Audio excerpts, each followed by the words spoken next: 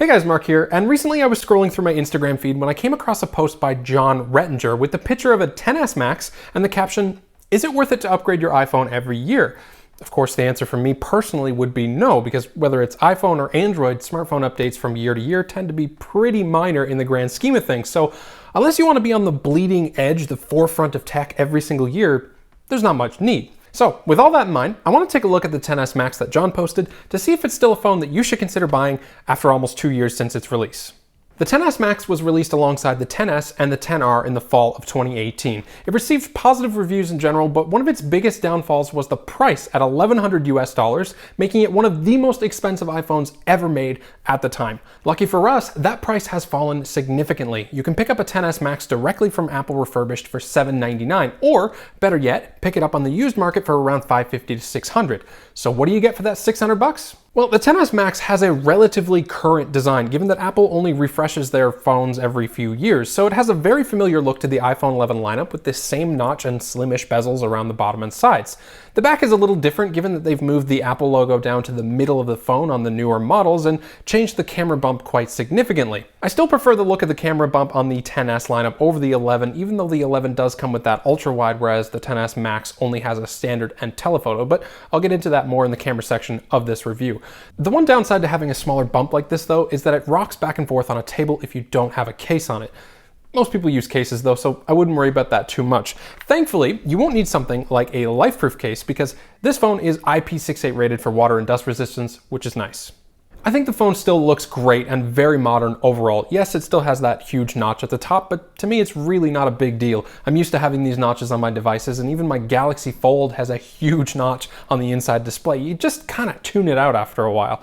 According to the newest leaks, Apple might not even shrink that notch on the iPhone 12, so you might as well get used to it. The biggest advantage of it is that it provides room for Face ID, which overall is a pretty top-notch facial recognition system. It's a pretty fast form of unlocking your phone, and it rarely fails. That being said, it still falls behind the likes of the iPhone 11 series, which is just a touch faster.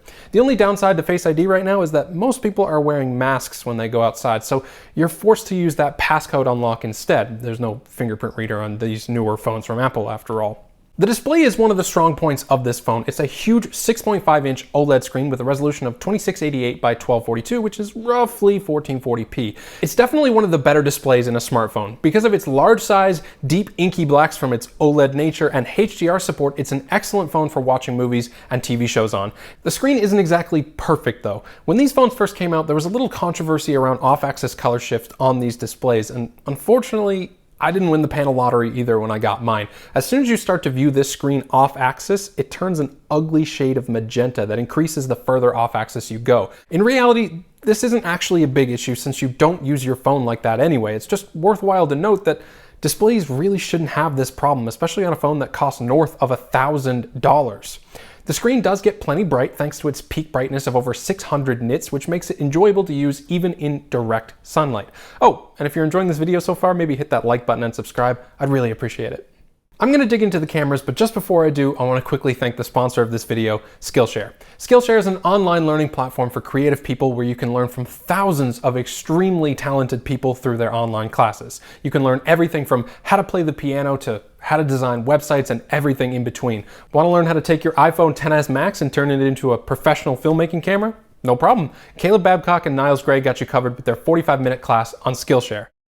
A lot of us have plenty of time to ourselves at home right now, and learning something new can be both fun and inspiring. It's a community built for learning with absolutely no ads to dampen your creativity, and it's less than $10 a month with a yearly subscription. Become a member of Skillshare today using my link in the video description, and the first 1,000 of you to do so will get a free 2-month trial so that you can take your learning to the next level with Skillshare. Alright, now let's talk about the cameras. There's 3 cameras in total on the XS Max. The front has a 7-megapixel selfie camera, and the back has a 12-megapixel standard and a 12-megapixel telephoto. As I mentioned earlier, there's no ultra-wide on this camera, which is a bit of a bummer because I think that it's more useful than a telephoto lens in most circumstances. Sometimes I'll be in a small room and I won't be able to take a picture of a the full room because I can't back up any further.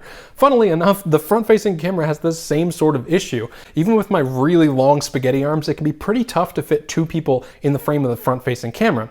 The front-facing camera also only shoots up to 1080p 60 fps video, unfortunately, but at least it's pretty good in dynamic range and the photos come out great with plenty of sharpness. The amount of megapixels a camera has really isn't everything, and it shows in the photos from the front-facing camera here.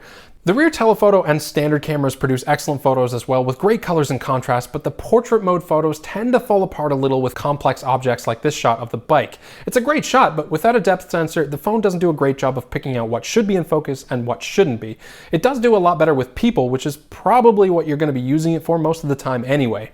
The rear cameras shoot full 4K 60 fps and are generally pretty good. iPhones and Pixels tend to be really good with color, and it shows here, although the stabilization isn't great unless you switch to 1080p, which ends up being a little soft. It's great for getting stable handheld telephoto shots like this one though.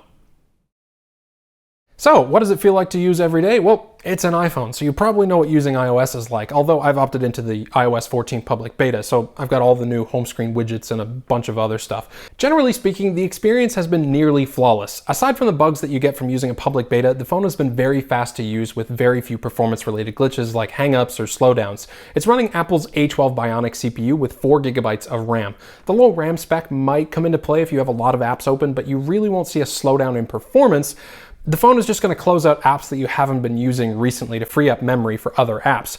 The phone still feels like a flagship to use. The only thing that it doesn't have is a high refresh rate display, so it's not going to feel quite as snappy as something like a Samsung S20 or a OnePlus 8 Pro, but I think that's fine. No reason to complain about that in a phone that came out almost 2 years ago. I do have something to complain about with regards to battery life though. While the maximum battery capacity hasn't really dropped over time all that much, the battery life definitely has not improved at all since its release. Don't get me wrong, it'll still get me through the day, just barely. I'm getting around 4.5 to around 5 hours of screen on time, which is about average, if not a little below average for smartphones these days. Couple that with the slow charging speed from the included 5-watt charger, and you got a bit of a recipe for disappointment. However, the XS Max does include an 18-watt fast charging capability, so if you want to pick up a cheap fast charger for it, I'll have a link to a good one in the description down below. Alright, so let's bring it all back around to the beginning of this video and answer your probably rhetorical question, Mr. Rettinger. With the experience that you can currently get on an iPhone XS or XS Max, no, you absolutely don't have to upgrade your iPhone every year. The XS Max is still a great phone, even almost 2 years after it came out, but let me just tack on one more reason to buy a phone like this. Apple typically supports their phones for years and years and years into the future after they come out. For example, the iPhone 6s that came out way back in 2015 is still fully supported with iOS 14 that hasn't even released yet, which means if you buy the XS Max now in 2020, you could be potentially getting updates for the phone into 2023 and beyond. So if you've got a XS Max and you're feeling that upgrade itch, don't bother to upgrade. Hopefully after watching this video it went away on its own. But if you've got an aging phone that's on its last legs, the XS Max is a great option to have here in 2020. If you like this video, please give it a like and subscribe to support my channel. And as always, have a great day.